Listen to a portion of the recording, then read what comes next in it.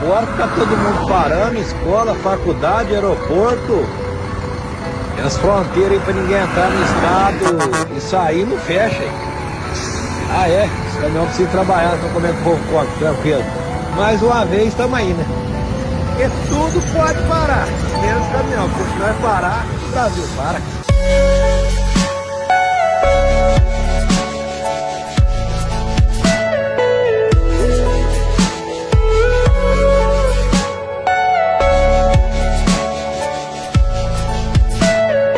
Everything you know is in your mind.